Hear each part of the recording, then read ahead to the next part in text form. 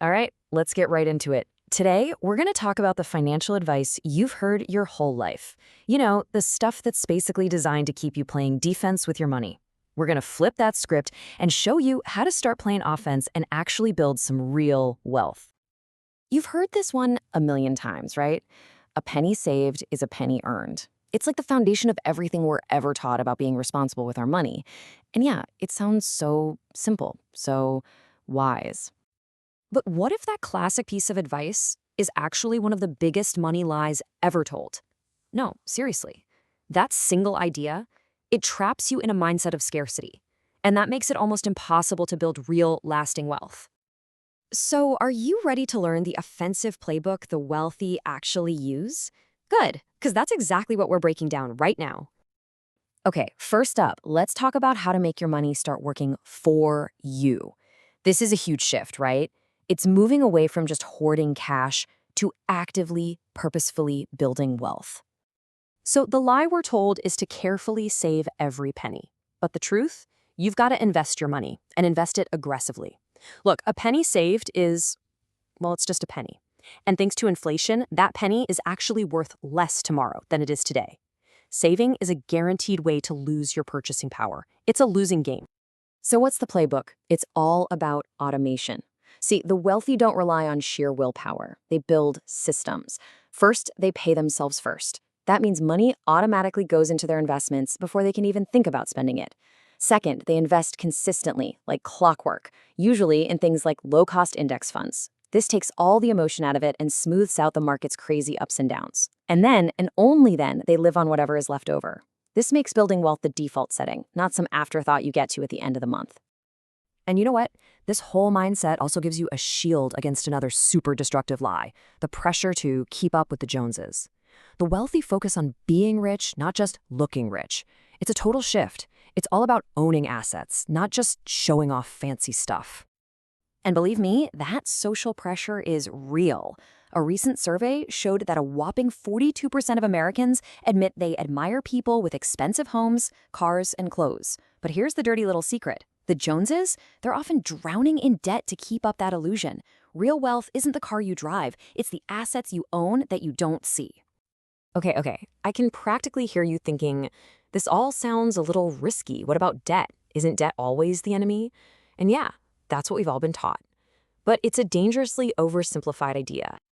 And that question leads us perfectly into our next section, where we are going to completely redefine two of the most misunderstood concepts in finance, debt and assets. It's time to learn how to turn them from traps into powerful tools. You see, most people are taught that all debt is bad, period. But the wealthy, they understand there are two different kinds. You've got bad debt. That's the stuff that buys liabilities, like car loans or credit card debt for a new TV. It just makes you poorer. But then you've got good debt. This is debt used to buy assets, things that can make you richer over time, like a rental property or even your own education. And if you want a perfect example of bad debt, just look at this number. $1.66 trillion. That's the projected amount of American auto loan debt for 2025. It's absolutely staggering. Trillions of dollars spent financing things that literally lose value the second you drive them off the lot. All right, now for what might be the most controversial idea we're going to talk about today. We are all taught from day one that our home is our greatest asset. But what if I told you that from a purely financial standpoint, your primary residence is actually a liability? And the reason why is actually beautifully simple. Think about it like this. An asset puts money in your pocket. A liability takes money out of your pocket. Now, think about your home. Your mortgage, property taxes, insurance, all the constant repairs. What is it doing every single month? It's taking money out of your pocket. Okay, this brings us to our final and honestly our most important section. We're going to talk about identifying and investing in your single greatest asset. And I'm willing to bet it's not what you think it is. So what is it? What is your number one asset? It isn't your stock portfolio. It's not real estate. It's your time. I mean, think about it. You can always lose money and earn it back. But time? It only ever moves in one direction. It's finite. How you use it? That's everything.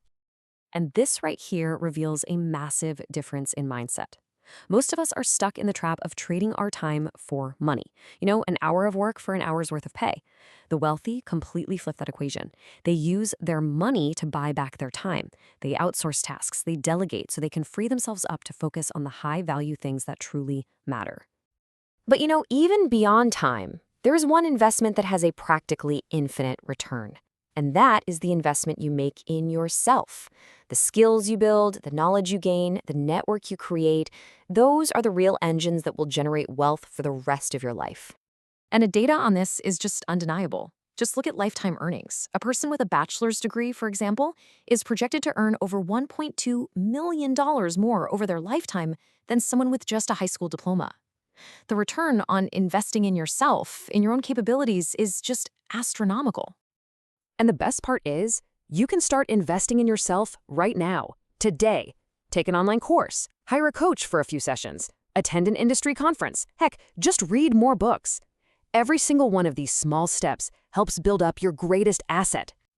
So let's wrap this all up. What we've talked about today, these aren't just a few random tips.